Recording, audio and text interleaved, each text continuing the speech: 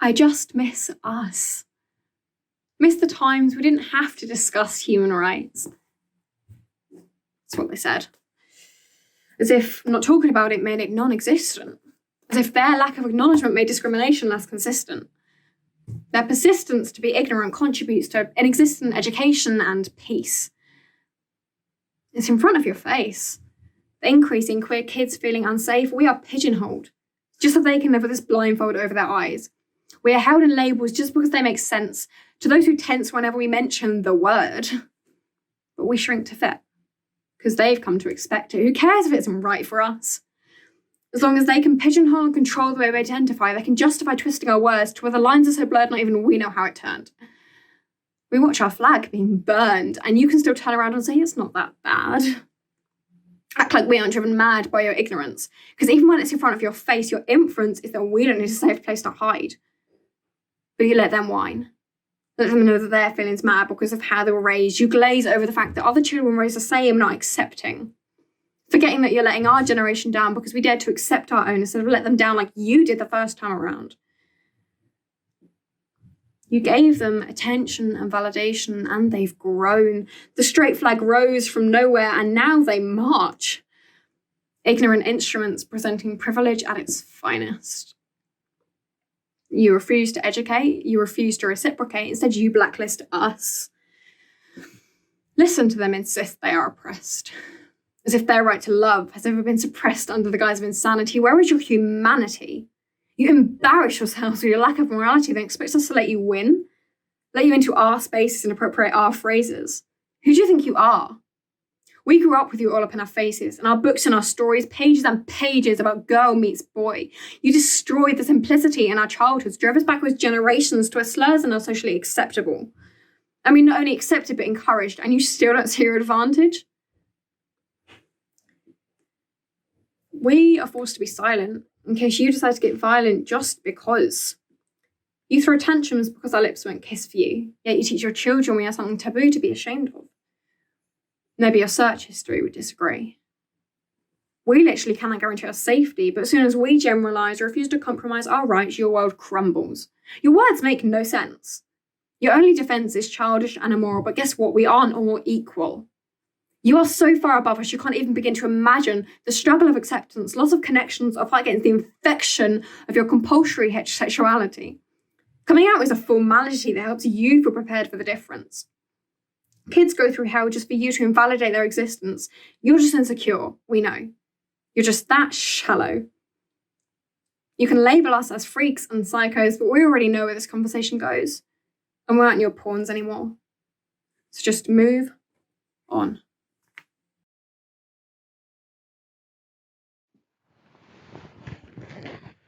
So, just move on. You know what hurts me the most in this head of mine? It's my perspective. I can see too much. And sometimes it makes me want to gouge my eyes out. You know, there's so much mystery to the fate of rain. Every drop is a cradle of life. But it always lands in the wrong place. At the wrong time. We have so much of it, and they have so little. It's like a dice. Where you're born in this world, it's a gamble. At a whim, where you land is where you stay. And if it's the right place, congratulations, you win. You don't have to die right away. How nice. But if you land in the wrong place at the wrong time, you suffer endlessly. And that's the way it is. In order for societies to function, for people to reach and conquer the top, men, women, and children have to sustain and endure all of man's primitive anger. Because it's always the same. All I've ever seen in this world is cruelty, trying to beget cruelty.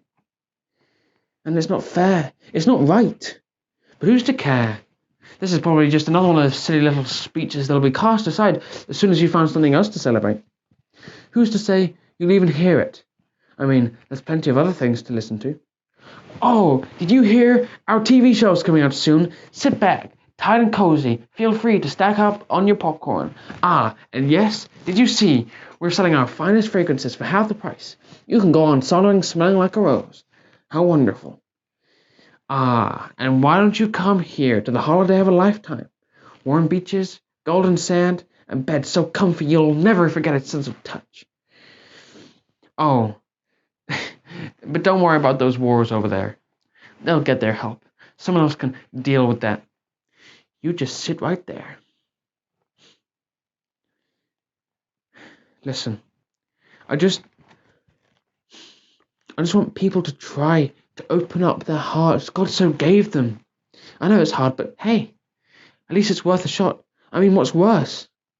Letting defenseless children cry out into the choking dust, asking why it's them that has to pay this price, when all they've done is try to help each other to survive by being kind. Just that.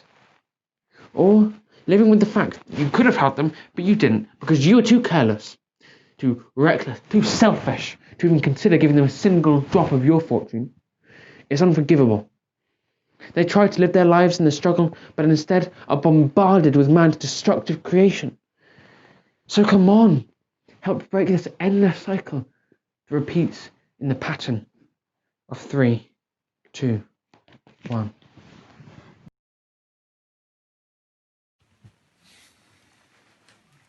Three, two, one.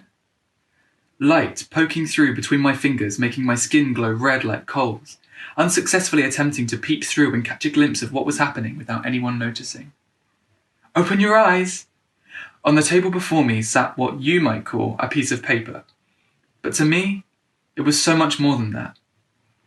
It was something I hadn't seen for a long time. Something that now seemed alien to me. Getting ready to go out. That's what Mum called it. She said, that's the phrase they used to use before. This going out thing. It's exciting. It means Mum chokes us all out with expensive perfume and Dad wears something other than pyjama bottoms on his lower half. Who knew he had such smart trousers lurking in the back of his wardrobe? Well, I sure didn't. Apparently, it meant that I also had to wear a tight, itchy shirt, and Mum had to almost strangle me putting a tie round my neck. Several times, might I add, to get it just perfect. This was stuff that didn't really matter before. It's a struggle to spot the details through a screen, isn't it? So, it didn't matter if Mum had done the ironing or not before now. Getting ready to go out. Running around busily like ants, fetching everything we might possibly need while we're away from our domestic sanctum. People say the streets are safer now, but you can't help but be sceptical of those in charge. I mean, it's them that got us here in the first place. They lied, they cheated, and before we even had the chance to notice the corruption that was boiling up around us, we were neck deep fighting for breath from the totalitarian suppression that smothered us and...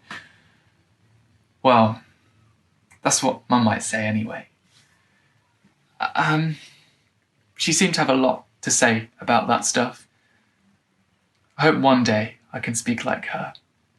With fire and anger, but not bad anger. It was with passion, and she helped people. Lots of people. I heard the stories, but... well, people say that I can't control mine. Eddie, get your coat on, you'll freeze. Where are my keys? Where did I put my keys down? Abby, you are not leaving this house looking like that. Mum, why are you making such a fuss? They don't have the strength to control us anymore, and we're going to make a point of it. We're going to go out. We're going to go to Aunt Susan's dinner party, and we're going to enjoy ourselves. I was nervous.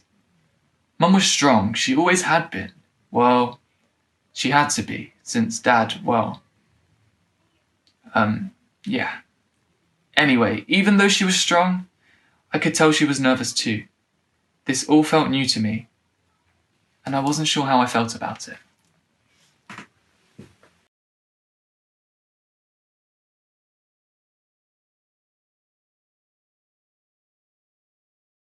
I wasn't sure how I felt about it at first. I thought it was just a drink. You can't say we weren't warned. On the first instance, we were physically divided. On the second instance, we collided. And on the third instance, we were hopelessly misguided. As a creature of habit, I miss my routine like I miss my great granny. I felt like I was on the whole planet on my own. To keep ourselves occupied, our houses became our homes. They became our studios, our dojos, our sports stadium, and our stages. This would be the year where we find out who the real heroes are. Where the NHS was overworked, but instead of keeling over and dying, they shine like the most luminous star in the sky. It wasn't just a germ virus that was the problem. There were people littering like it was someone else would deal with it. Australia's precious bushes had caught fire, farmers had lost their crops, and the worst virus of all was still in circulation. Racism. In a time of banding together, we asked ourselves what had become of us. We didn't like the answer. Some show their colours on full display. The normal, everyday people and celebrities with their hateful opinions and their selfish ways. Then the normal, everyday celebrities with their beautiful words and kind deeds that amazed. The brothers and sisters protesting, even though they'd been at that stage before, others making us hurt our belly laughing and others taking care of the elders. In a global pandemic, we refuse to let it stop us acting kind. We caught up with our weekly news with tea out, but we just did it at the door. Then, when lockdown was over, we appreciated the world a little bit more.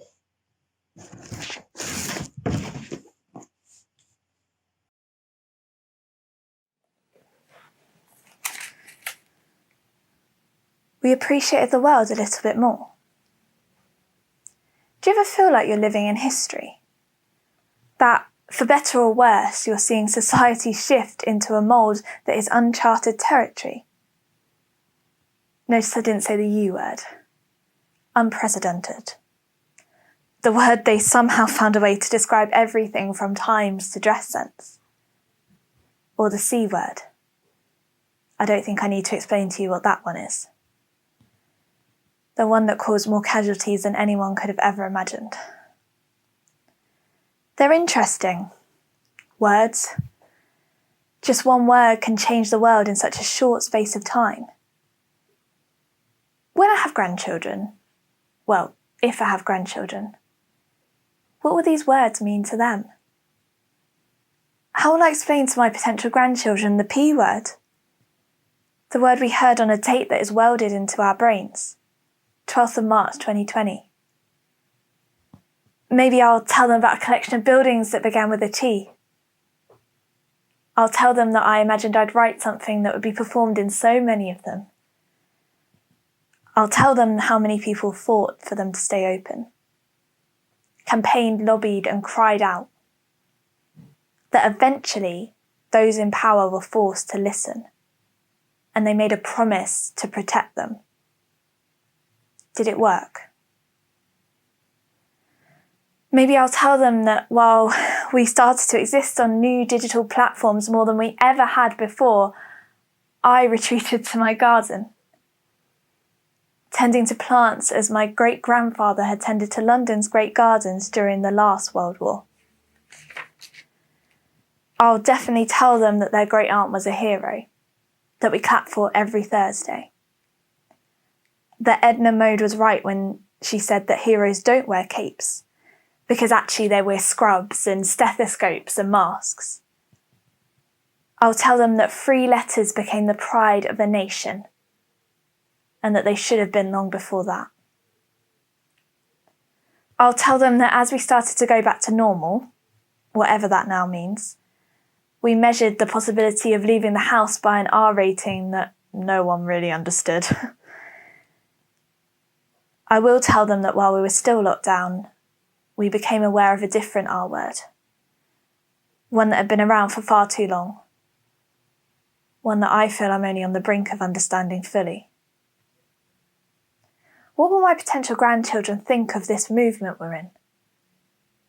Will it create the change we hope it will? Will they learn in science about this blip in 2 other fatal words that begin with G and W? Will it be the shockwave that made us all wake up to the state our world is in? Does this opportunity for the earth to breathe mean it can start on its road to recovery?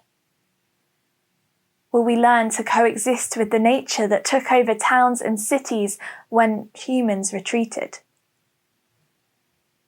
Will the C word ever go away? Will it become a part of normal life? What will my potential grandchildren do as a part of daily life that they can link back to this moment? What will they say about me? It's not important. What is important is, I wonder what words and letters my grandchildren will use to describe this world war.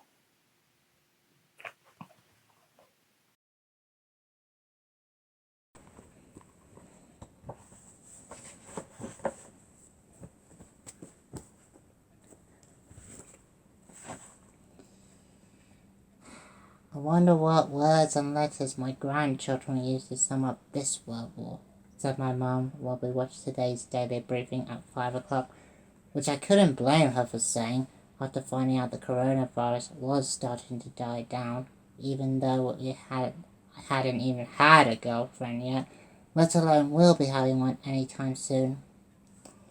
However, the only thing that was on my mind at that very moment was realizing that things were starting to get back to normal, even if it is only a few small stores reopening in specific places and only a certain amount of people were allowed in them. Although that was not the only thing that has happened. Just the other day, I saw a group of friends hanging out.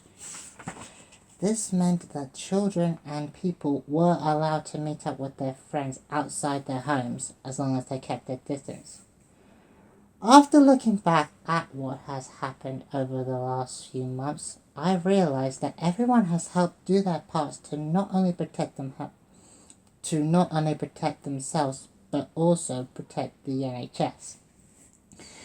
Whenever me and my family are driving past houses, I can always notice that a lot of them have some kind of rainbow on their windows, whether it is painted on or a logo image with Protect the NHS on it.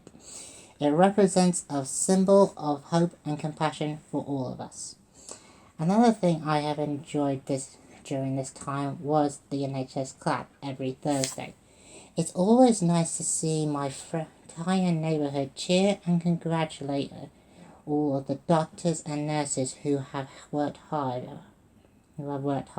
However, it is not only just my entire neighbourhood who do the clap, but also every country, because we all support the workers who are keeping us safe. Although it is a bit fun for me to bring out a saucepan and making as much noises as I can during the clap. As each day goes by, I always find a way to pass the time, whether it is watching videos, going on Disney+, and most importantly, spending time with my family. It has also shown the best of us on a daily walk, on a Zoom call with someone you hadn't seen in months. Even when we were separated, we were still strong together.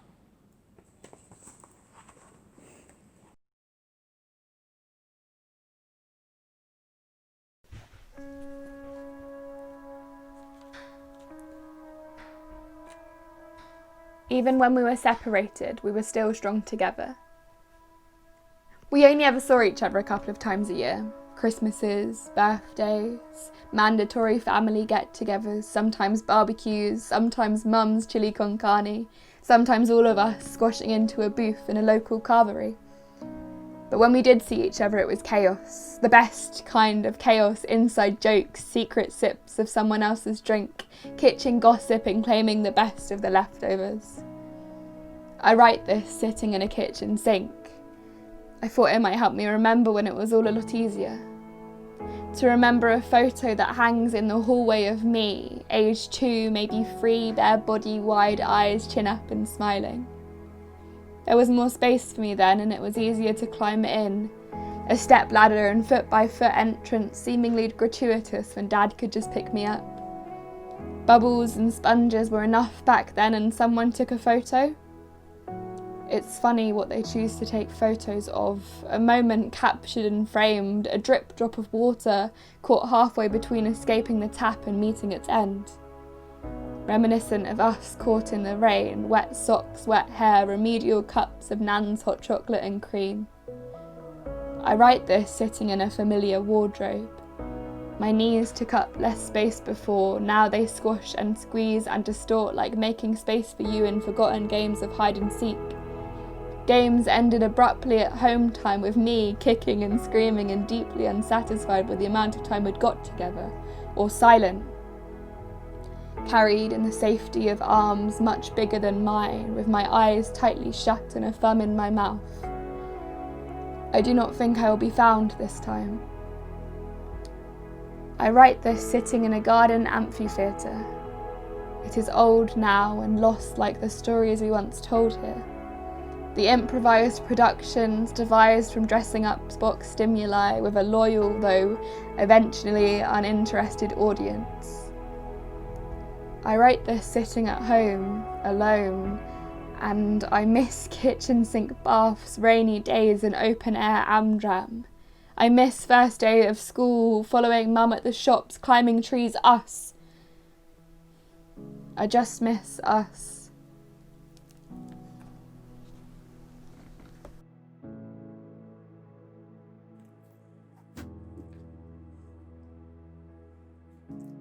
I just miss us.